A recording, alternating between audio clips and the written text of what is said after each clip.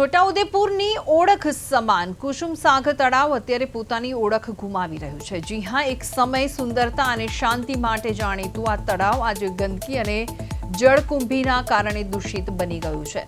તળાવના રિનોવેશન પાછળ ₹3.48 કરોડ જેવી મામલત રકમ ખર્ચાયા બાદ પણ તેનું યોગ્ય સંચાલન કરવામાં તંત્ર ઊણું ઉતર્યું છે।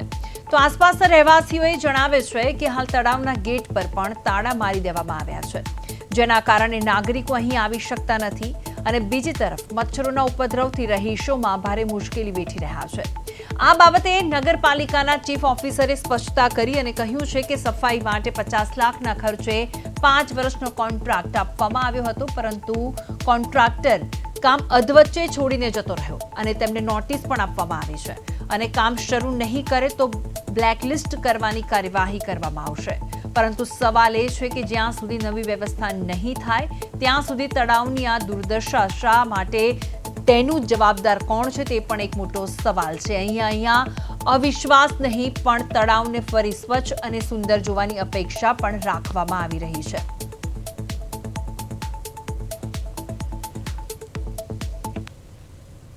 જે તળાવની અંદર ગંદકી ઉગી નીકળી છે એના માટે નગરપાલિકા દ્વારા 5 વર્ષનો ઇજારો આપવામાં આવેલો છે અને ઇજારાદારે 2024માં વર્ક ઓર્ડર આપવામાં આવ્યો હતો અને એક વાર સફાઈ કરી છે અને છેલ્લા ઘણા ટાઈમથી ફરીથી જળકુંભી ઉભી નીકળી છે।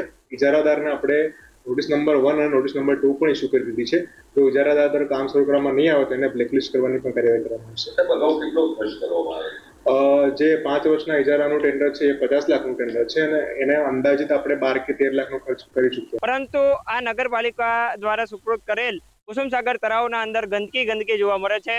લોકો ગંદકીનો સામનો કરી રહ્યા છે। સવારે લોકો, યુવાનો, વૃદ્ધો અને નાના ભૂલકાઓ અહીં ચાલવા માટે આવે છે, ફરવા માટે આવે છે, તંદુરસ્ત રહેવા માટે, પરંતુ અહીં ગંદકી જ એટલી છે કે તંદુરસ્તી ક્યાંથી લાવી।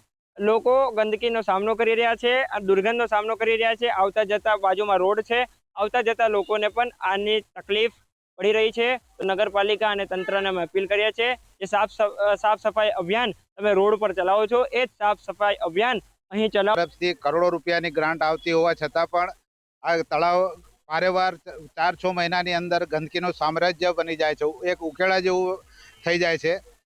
એને જે ઉપર જે ગ્રાન્ટની ઉપર જે કામગીરી કરવામાં આવે છે એની ઉપર કોઈ તકેદારી કે કોઈ યોગ્ય માણસનું મોનિટરિંગ નથી થતું, જેનાથી વારે ઘડીએ આની અંદર વેલ ઉગી જાય છે અને પારવાર ગંદકી થાય છે। આજુબાજુના રેસિડેન્ટ વિસ્તારના હિસાબે અહીંયા આગળ મચ્છરોનો ઉપદ્રવ થઈ જાય છે। સાંજે લોકો ફરવા આવે તો એટલું બધું ગંધાય છે કે લોકોને ફરવા આવવાનું પણ ટાળતા। છોટાઉદેપુરની નગરની વચ્ચોવચ આવેલું કુસુમ સાગર તળાવ રાજવી પરિવાર દ્વારા વર્ષો પહેલા નગરપાલિકાને આ કુસુમ સાગર તળાવ ભેટ અર્પણ કરવામાં આવ્યું।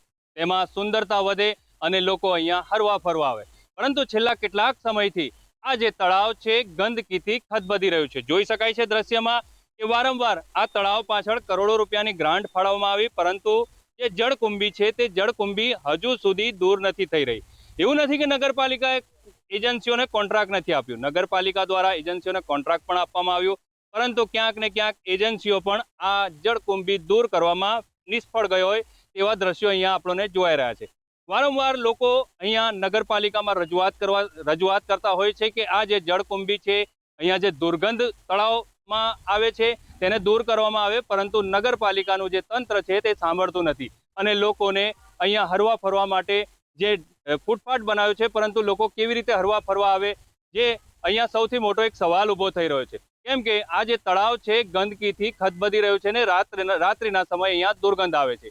અત્યારે લોકો એક જ માંગ કરી રહ્યા છે કે આ જળકુંભી અને આ જે દુર્ગંધ છે તેને દૂર કરવામાં આવે તેવી લોકો માંગ કરી રહ્યા છે। રફીક મકરાણી, પ્રદેશ 24 ગુજરાતી, છોટાઉદેપુર।